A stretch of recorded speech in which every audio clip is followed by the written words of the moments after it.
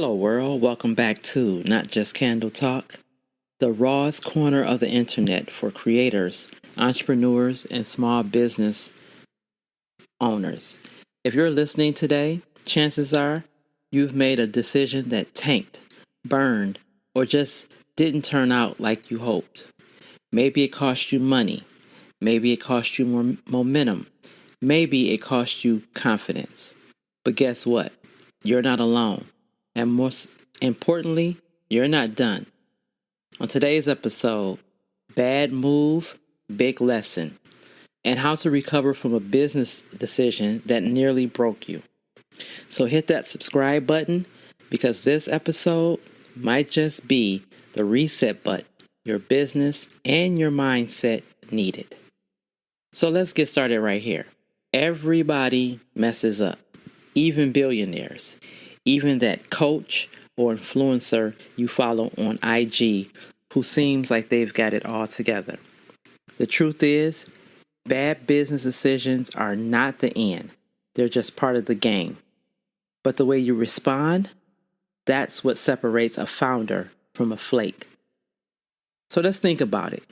You might have launched a product too early, hired the wrong person, invested in marketing that flopped, entered into the wrong partnership, or maybe just ignored your gut.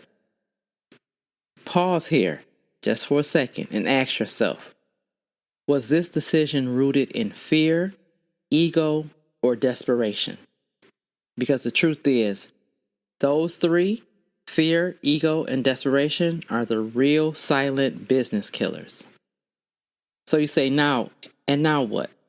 Now we rebuild. So I have a few steps for you. And these are how to recover without spiraling. So let's go through the steps. Step 1, own it without shame.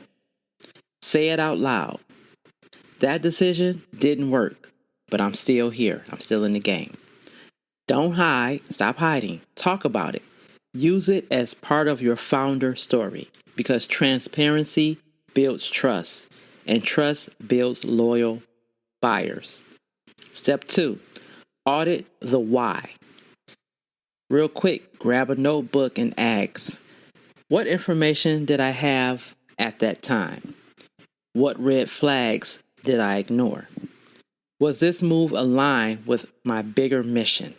Because sometimes bad decisions come with good intentions, but that doesn't make you foolish. It just makes you human. Okay? Step 3, minimize the damage. Because you have to ask yourself, is the issue financial? If so, cancel the recurring payment. Is it a bad hire? If it is, have that hard conversation. Was it a product mistake? Rebrand? Or refund. Cut your losses early. Don't drag the dead weight. Here's a quick truth bomb. Delaying cleanup only creates compound chaos. Step 4, rebuild your confidence. Bad decisions, they shake us up. They make us second guess everything. But this is where you get stronger. By revisiting your wins. You can even talk to a mentor if you have one, or a fellow business owner. Or you can even read a review someone left you. But remind yourself, you are not that one mistake. Step 5, document the lesson. You can do something like create a business mistake playbook for yourself. Write everything down. What happened, what you learned, and what you'll do differently next time. This right here, this turns pain into process, and process becomes power. So let me tell you guys a quick story. A few years ago, I invested hundreds into a rebrand with a team that didn't quite understand my voice, my audience, or my vision. Everything, it looked polished and looked good, but the sales, they were crickets in the market we was trying to go for. And that crushed me a little bit, I felt like I was losing myself trying to do something or trying to be something I wasn't. But when I think back and I went back to the drawing board, I recreated a why, a different type of why. And I rebuilt with a better understanding. And the growth I saw was a little bit better with the team. So mistakes can break your budget. It really can. And that's what it broke my budget a little bit. But it didn't break me per se. And the lesson was in that for me was to always get back to your why. Reconnect with your why. Why are you doing that? Because my why and the team's why was different. And once I figured that out and understood that, I did some rebranding with them, and it turned out a little bit better. But I went through the same thing. It happens, right? So every mistake is a potential marketing story. You made a bad hire. Share that journey in a blog post. You launched too soon. You can create a product with different timing or better timing if it's seasonal. You signed a shady deal. Talk about contracts and your boundaries. You talk about it. It's important because we all make mistakes, like I said before. Turn your scar into a story that sells. Turn your loss into a lesson people will pay to learn from. Your brand doesn't have to be perfect. It just has to be real, raw, and human. So let's get tactical. I want you to write down this and actually do it this week. Number 1, write out your mistakes in 2 to 3 sentences. Number 2, list 3 lessons you learned.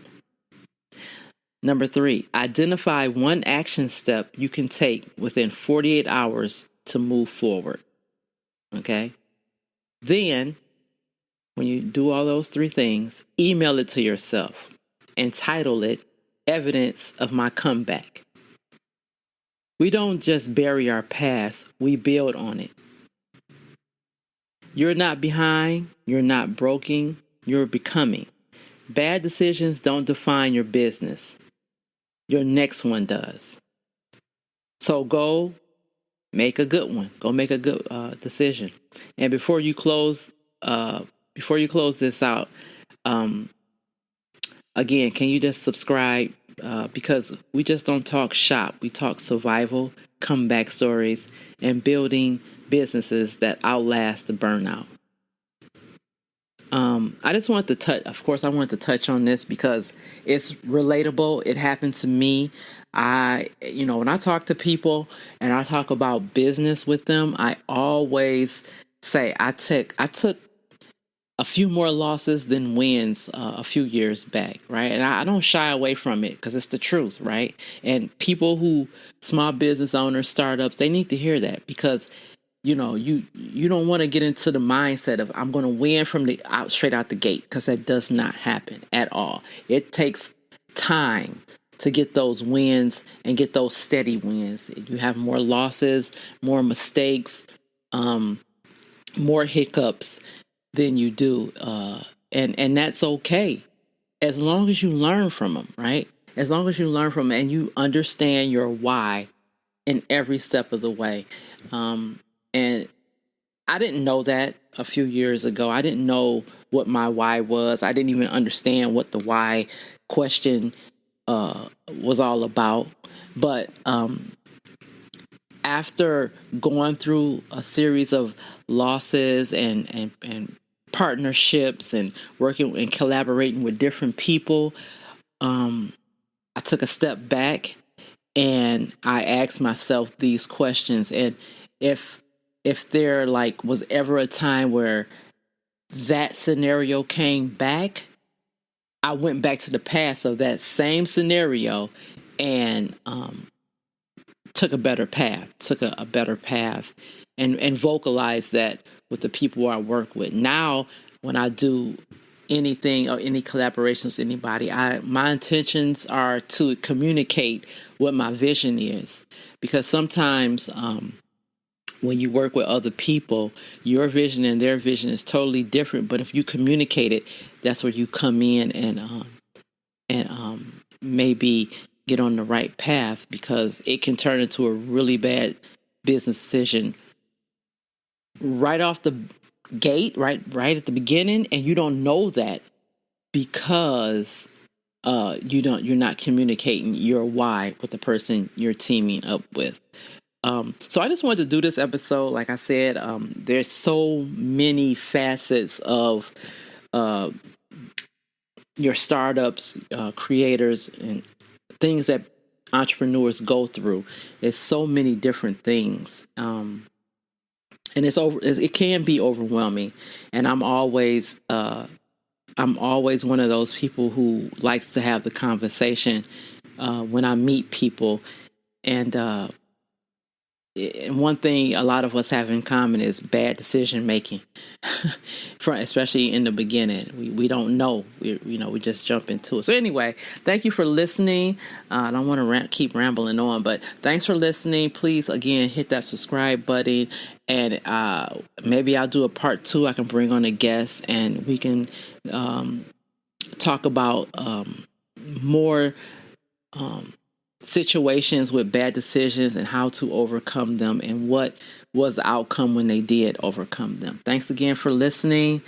I will talk to you guys later. Thank you. Bye.